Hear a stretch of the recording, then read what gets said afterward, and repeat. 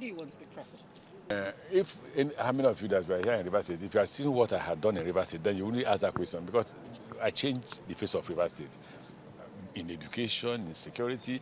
By the time I came to River State, you knew that people couldn't go out of their houses. You knew that we had a medical health challenge because men or husbands couldn't go out at night to have alcohol or drink or have parties because of the level of insecurity. So what they were doing was produce children.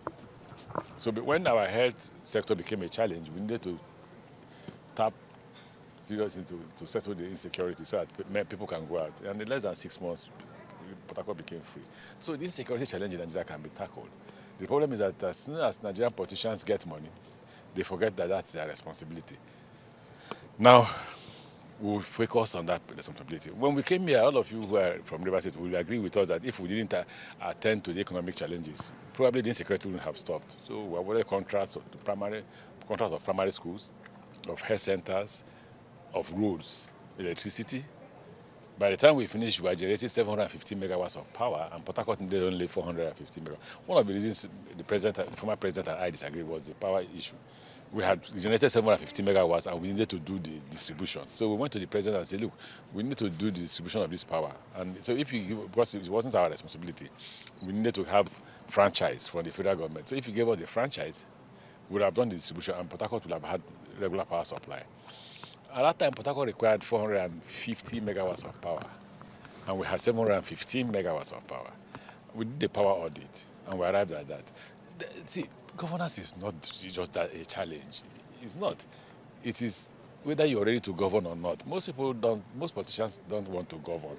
They were hired to sort out their unemployment challenges. So they were unemployed, so politics becomes employment for them.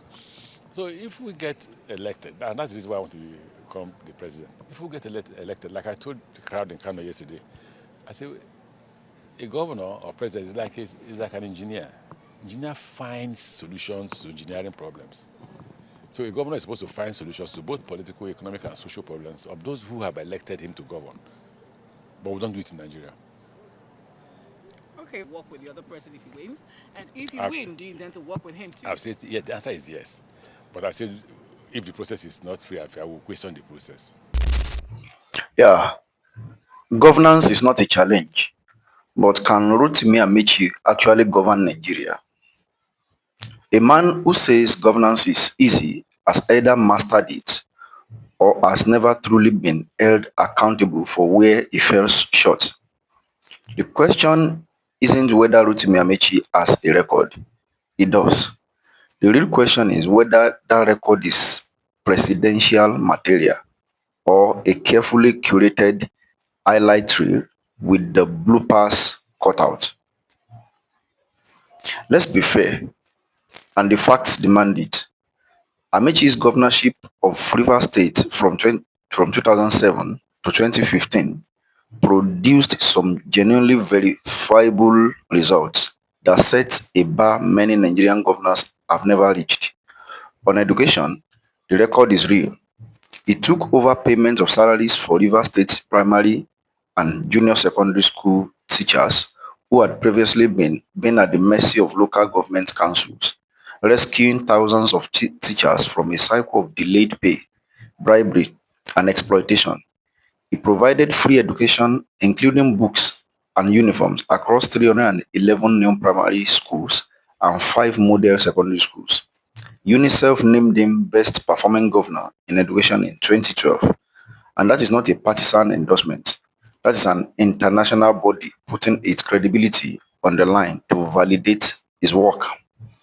On infrastructure, he built 2 major interchanges, 2 flyovers, 25 bridges, and 890 kilometers of roads. His agricultural initiatives, Songhai Farm, Buguma Fish Farm, and banana plantation projects created thousands of jobs.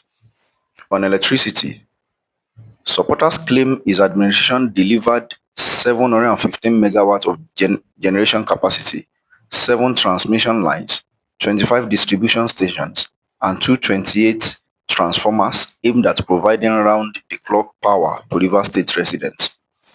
At the federal level, as Minister of Transportation, he oversaw the revival and expansion of Nigeria's rail network, including the Lagos-Ibadan, Abuja-Kaduna, and Warri-Itakpe rail lines.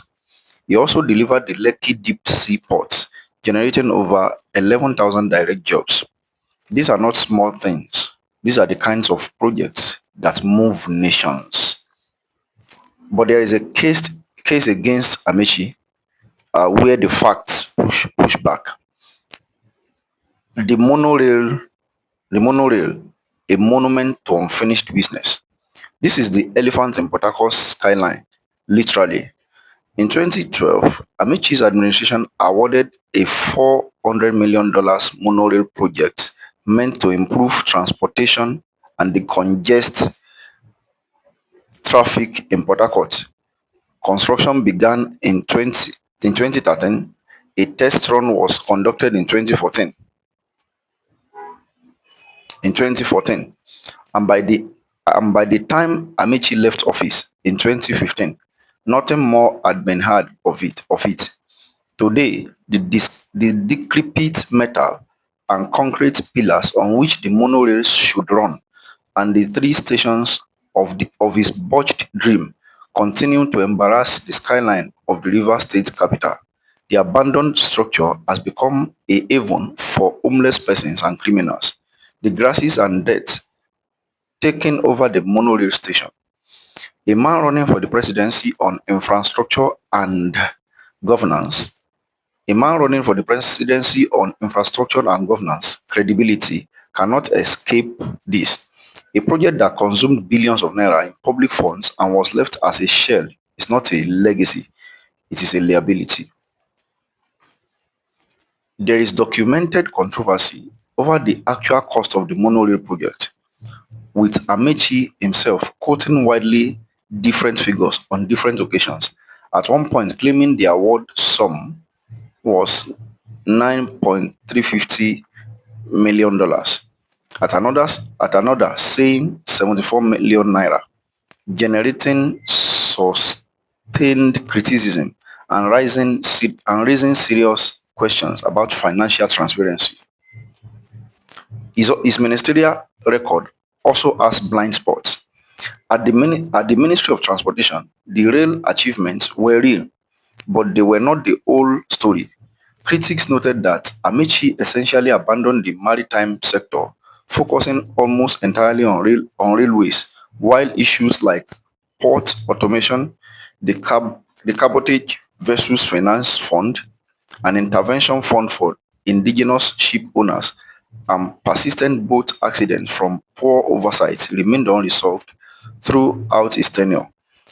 A detailed assessment described his tenure as a study in ambition and excess, vision and self-sabotage, noting that his inflated sense of self-importance and unwillingness to admit fault undermined his genuine achievements. The corruption allegations, unresolved, not debunked. His successor, Nyesom Wike, publicly accused him of misappropriating 96 billion naira, that's $232 million, from the state treasury, including allegations of the sale of River State oil and gas assets. While no conviction has followed, the fact that these allegations exist loudly, publicly, and across multiple years without a definitive legal resolution means they remain part of the Amaechi story. A presidential candidate must be able to address this directly, not just dismiss them. Now, what does his statement reveal about him?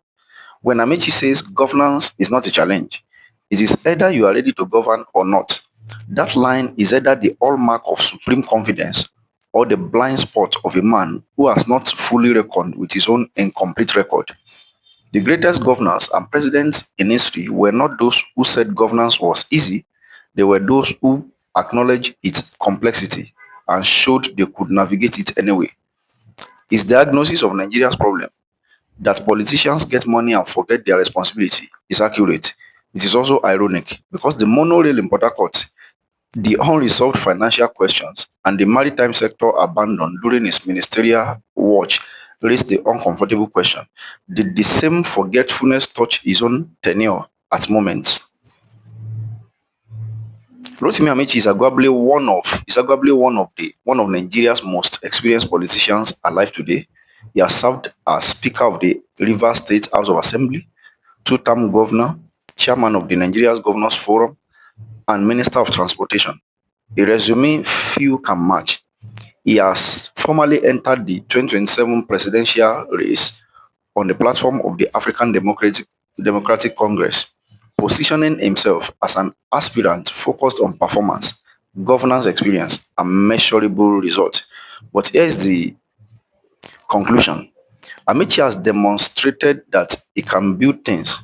He has not yet demonstrated that he can finish everything he starts, account for every naira entrusted to him, or govern at the scale and complexity that Nigeria demands without the political fields, abandoned projects, and selective transparency that have followed in.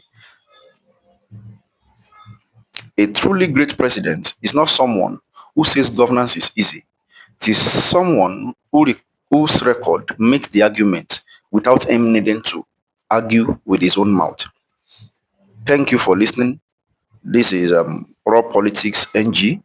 Drop your comments in the comment section, share your views, like, and subscribe. Thank you.